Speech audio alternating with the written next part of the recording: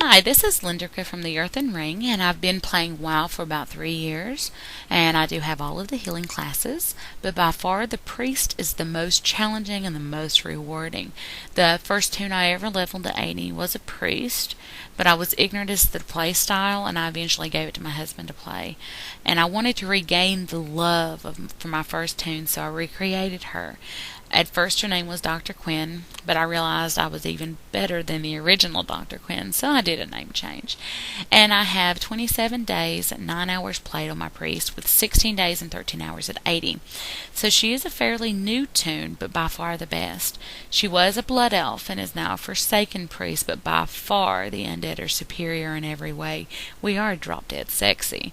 Now, but on to what I want to talk about with this first vlog. I wanted to make a vlog for those who really want to be a help in raids and not one of those that seek glory.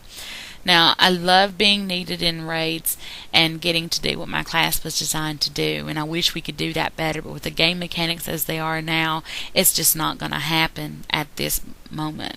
Now, this is the first video I'm making, and I plan on doing a weekly vlog on disciplined priests. If you have any questions or comments, you can leave them below, or you can email me at wildlinderka@hotmail.com. Now, I have noticed a lot of people are confused as to the mechanics of a disciplined priest.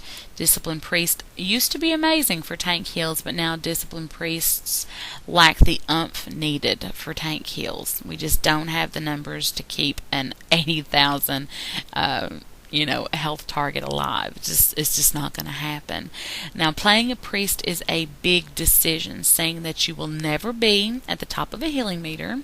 You will not have high heals per second, and most people will actually ask you if you're even doing anything at all.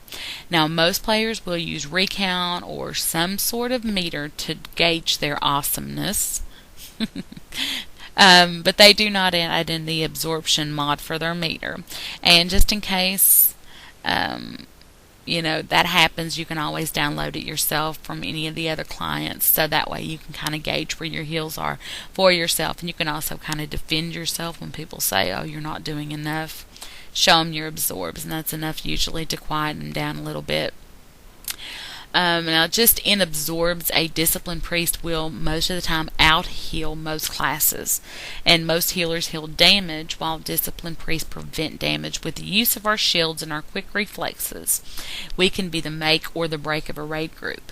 Now, as you see here, this is a photo of my heals, and then also this is a photo of my absorbs. Yeah. We don't have the high numbers.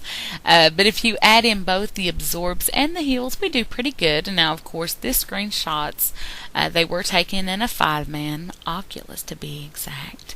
And just for a little bit of, there we go. I also got the Blue Drake, the Reigns of the Blue Drake in here. So that's my little bit of bragging for the day. But let me get back to what I was saying. The screenshot, it was in a 5-man, so my number in raids are a lot more, and I just wanted to show a little bit of what's to expect. And I do plan on doing an ICC 10 tonight, so maybe in my next video I'll go ahead and update one of those so you can actually see, the 5K absorbs, which is pretty nice to see on the meters. Now, a lot of people really don't understand what it is that we do as disciplined priests, so a lot of the time we go unappreciated. And like I said earlier, we are known to most as tank heals. But in my opinion, we're better for raid heals. A lot of people will always say, oh, disciplined priests are really good for tank heals. We can shield them, but after that, the weakened soul comes up, and, we have to wait before we can shield again, and we just don't have those heals. Do not have the heals. The way that the stamina is now with our tanks, it's unreal. People jamming 30 stamina, instead of, jamming for damage mitigation, they're just packing on the the stam, and it's kind of crazy now.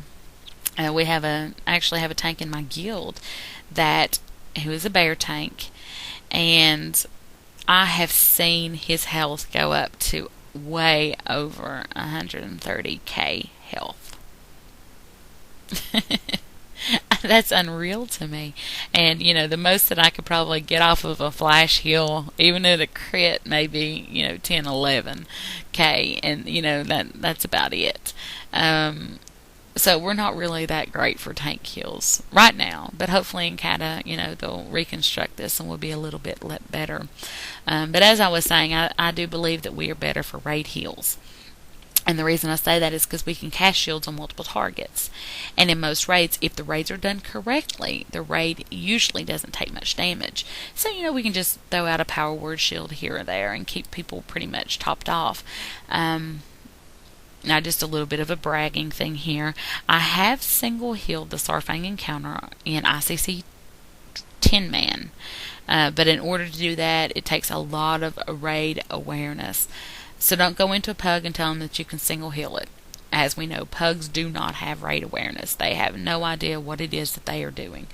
And so if you're going to try something like that, it's best to do it in a guild or with a group of your friends that you actually know that can play this game.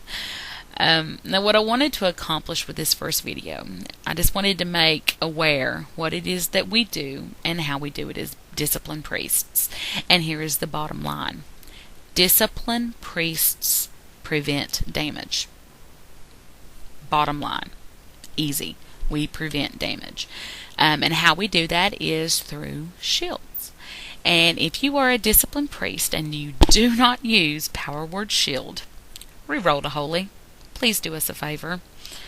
And also, while I'm talking about this, holy priest, if you are in a raid group with a disciplined priest, please do not cast your shields. Your shields are nothing compared to ours. Nothing. And I meant compared, not compared.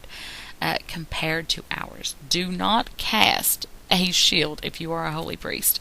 You will screw us over, and they will get weakened soul, and then we pretty much can't do anything for them but throw out our little 10k flash shields. So even penance doesn't work. The numbers with penance are not even comparable. It's good to throw up a crit heal in order to get a divine Aegeus, but that's about pretty much the only thing that penance is good for.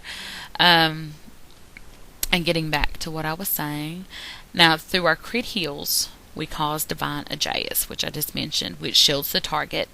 And one thing I like to do to increase the shields on multiple targets in a raid group, the way I'll do that is I'll use Holy Nova. And I noticed that a lot of people don't use that. It's a AoE heal. It doesn't do much heals, but it does cause crits. Like I said, the DA is almost guaranteed to hit at least 3 or 4 targets with your Holy Nova.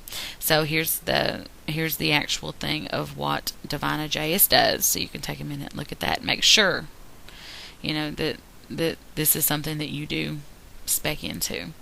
And I know that this video may not contain the meat that you're looking for yet, but the best is yet to come. And this is more of an introduction to myself and my love for the disciplined priest. More videos will come, and I will read your comments and your emails. So ask a question or give a suggestion as to what you'd like for me to talk about. And if my plans don't change, next week I'll discuss the gems the disciplined priest should use. A lot of controversy on that, but I'll break it down and we'll go over what gems that you should use for each one of the slots that you have available. So with that, I will bid you adieu. And remember, believe the myth or become the legend.